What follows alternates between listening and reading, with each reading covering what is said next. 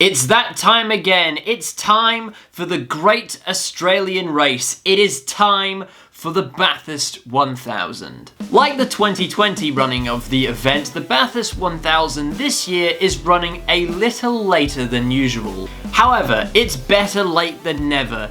It's 1,000 kilometers run over 161 laps around one of the most challenging and one of the most iconic circuits in the world, Mount Panorama.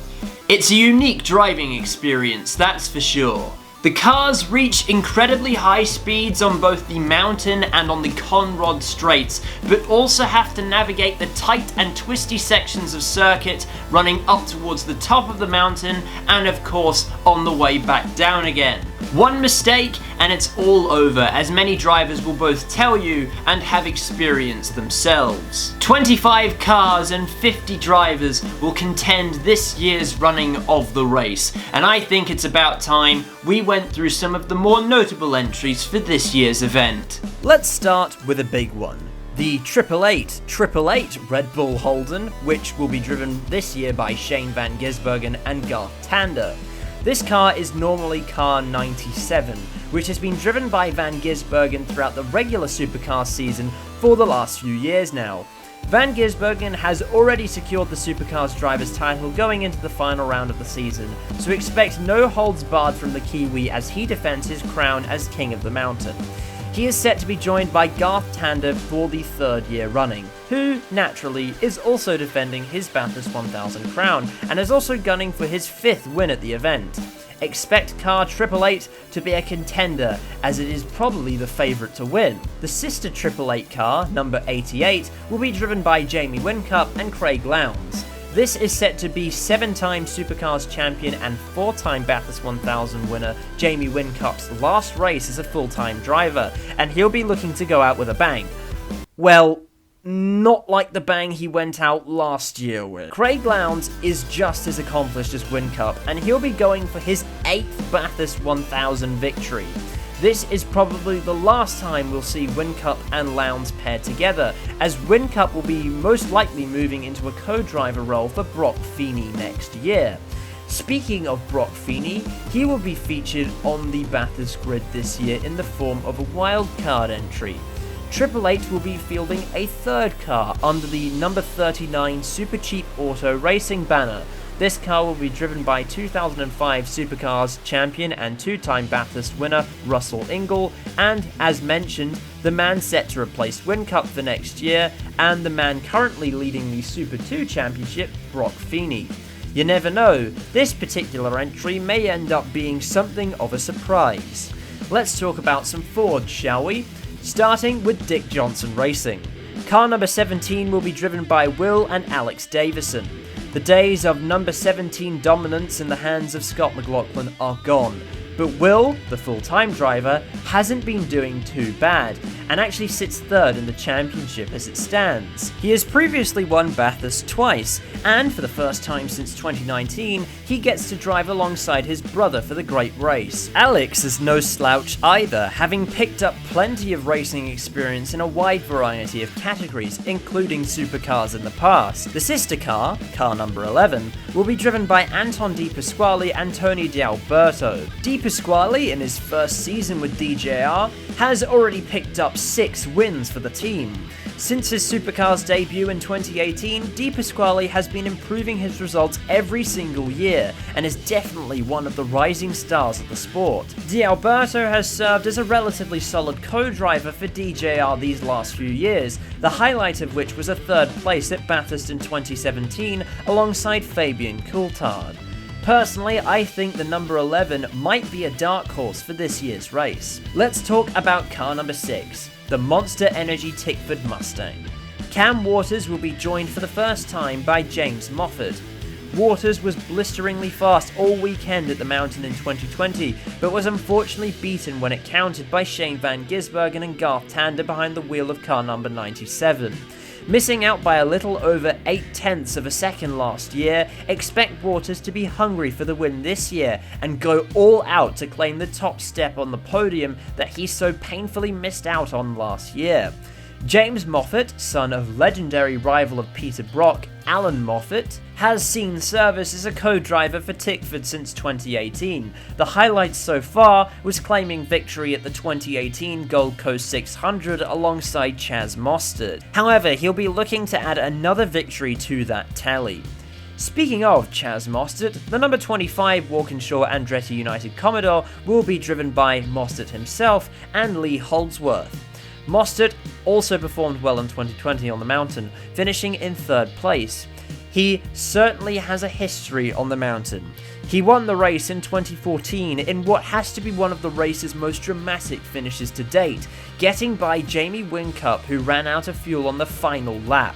However, 2015 was a different story, crashing out in qualifying in one of the most frightening accidents on the mountain that we've seen in the last few years, injured with a broken leg and wrist. He's experienced both the highs and the lows of the mountain, and he'll be looking to add another high to his racing record this year. Bathurst will actually be Lee Holdsworth's debut race for the team as a co-driver, ending a 2-year stint with Tickford.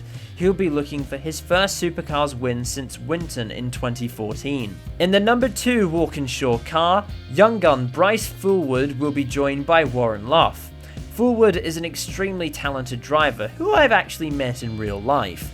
In 2019, Fullwood wiped the floor with the competition in the Super 2 Championship, winning 6 out of 14 races and the championship convincingly. He hasn't, however, had the best luck on the mountain so far.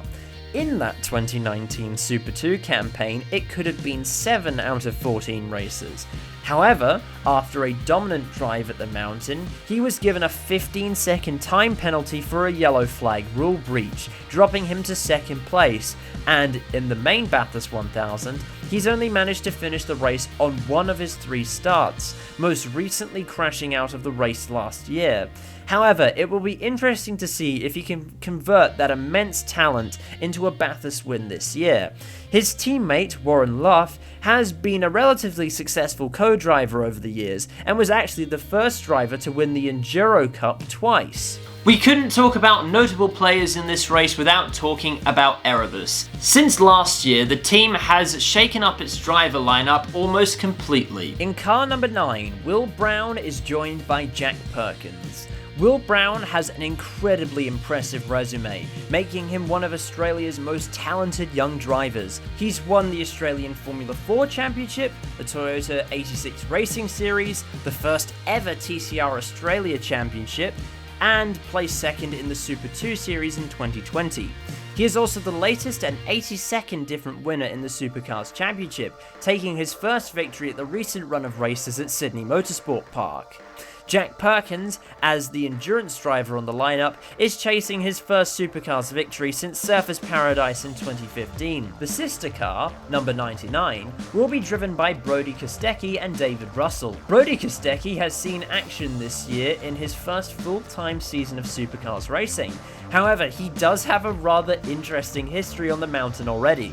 In 2019, Brodie was part of the Kostecki brothers wildcard entry at Bathurst, but had to bail out of his car on the warm-up lap as the cool box, which allows the driving experience of these 300km/h hot boxes to be semi-bearable, had broken, which, for scientific reasons I can't be bothered to research, caused him to suffer carbon dioxide poisoning.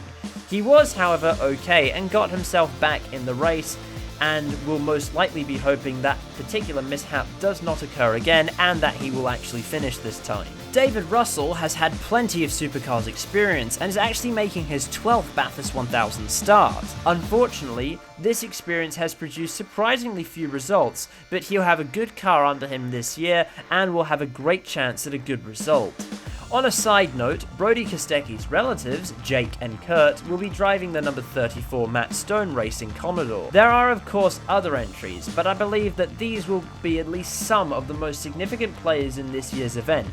Now, it's time for some predictions. Personally, I think Van Gisbergen and Tander will go back-to-back and take this year's victory as well. You'd be a fool to discount Van Gisbergen, as he has had so much momentum throughout the year, and I'd be genuinely surprised if he wasn't able to convert that into some kind of result in this year's race. However, I think the number 11 Dick Johnson racing machine of Anton Di Pasquale and Tony D'Alberto could be a dark horse for this year's event. At the time of writing this, Will Brown has also put in a blisteringly fast time in qualifying for the number 9 Erebus squad, and I wouldn't discount them either. I'm also expecting the number 6 Monster Energy Mustang to be a contender this year as well, as they came so close to winning last year but just couldn't bring home the result, so expect them to be a major player in this race as well. But what do you think?